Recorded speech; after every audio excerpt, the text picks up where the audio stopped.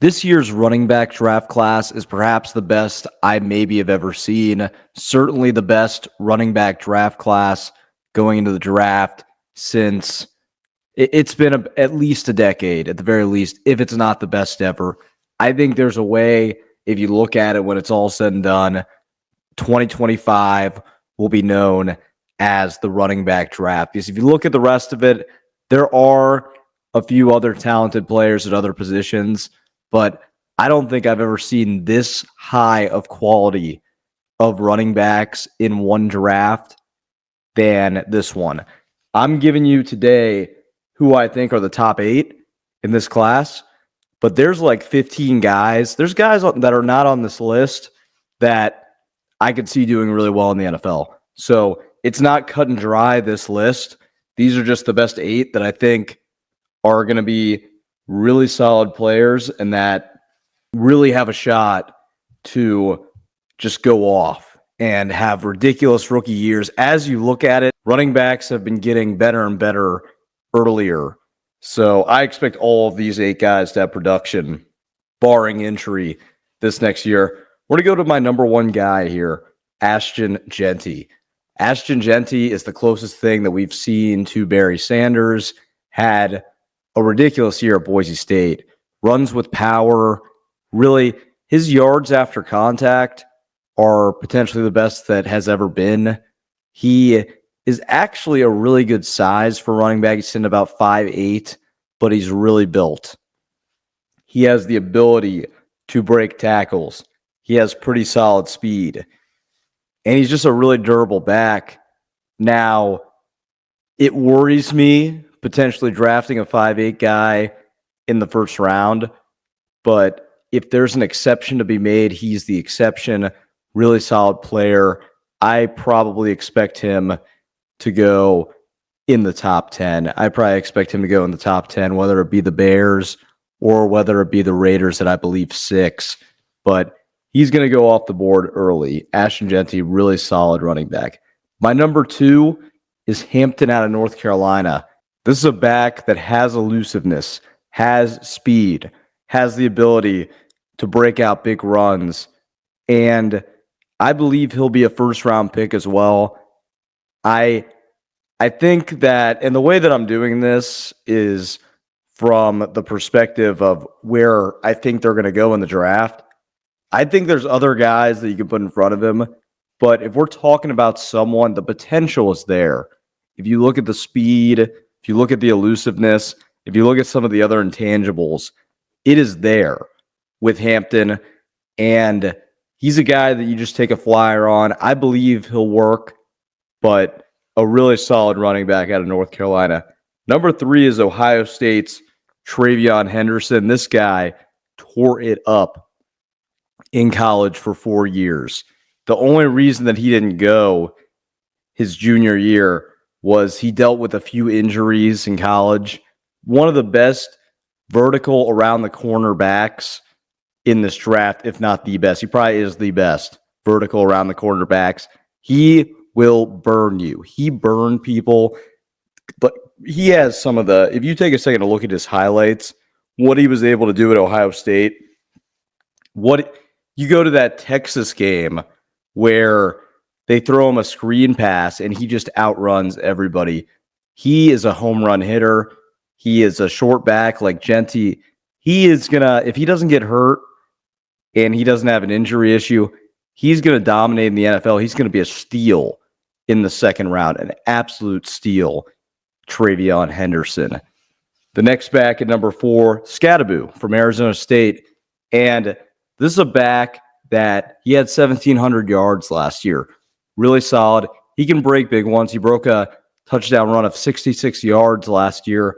And I think the most important thing is he showed up in a game against Texas, a game that mattered on the national stage. That's why I think you're looking at a back with talent, a back that could come in and contribute. You're looking at elusiveness. You're looking at a leader in the room, good locker room guy. SKATTEBO will also be if not early, a late second round pick in the NFL draft. Number 5, Quinshon Judkins. spent his first 2 years at Ole Miss, then had a phenomenal season at Ohio State. And really, you saw it in those last 2 games. I think the word with him is violence. He runs with violence. He is extremely strong, really powerful. I think he's going to be dominant in the NFL. The way he runs, how he's very elusive. He's got breakaway speed, and he's good in between the tackles, which is very surprising for somebody with that much speed. And I'm honestly surprised that he's not considered to be a first-round talent, because he clearly is. I think there was just so much talent at Ohio State that some of these guys like TREY, Henderson, like Judkins, they're going down a little bit because you didn't see them showcased enough potentially. But if you mix the power and the elusiveness, and he doesn't have very much of a history of injuries, this is going to be a solid pick. And it's either early second or late second, but he's going to be a steal wherever he goes. A future number 1 back in the NFL, no questions asked. Number 6, you have Tennessee's Dylan Sampson. And this is someone that is also kind of falling in the draft because of that game and that performance against Ohio State in the last game. They pretty much shut him down. He didn't do anything. But if you look at it, he had like 1,500 yards. He was a really, really impressive back in the SEC, one of the better conferences in college football. He really played pretty well, and I think he's going to be a solid NFL back. I think that if you look at his game, he is able to run between the tackles. He's able to extend plays. He's a vertical runner.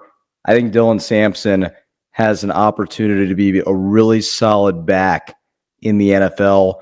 We'll see how it all shakes up, but I expect him to potentially have a shot to break in as a starter at some point. Then you go over to the next guy in KALEB Johnson, and this is a pure power back. This guy was very good at Iowa, runs with power, very strong back. Sometimes you need these guys. I think he'll be utilized a lot more in the red zone.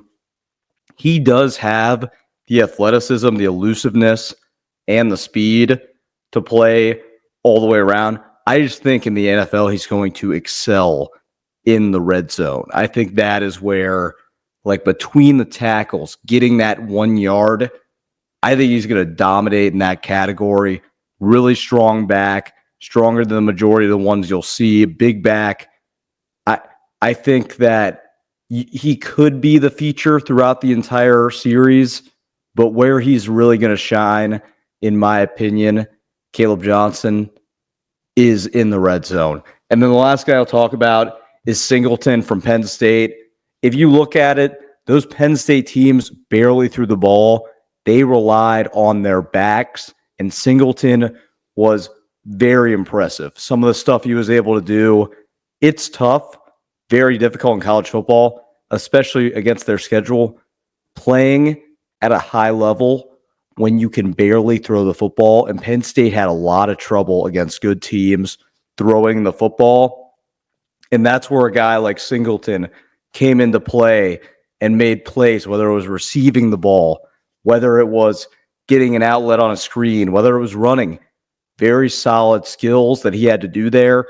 And that's similar to what he might potentially have to do in the NFL running back, because it's going to be tougher. But I think he's used to them game planning where the runs come in their way. So I see him potentially being a really solid player too.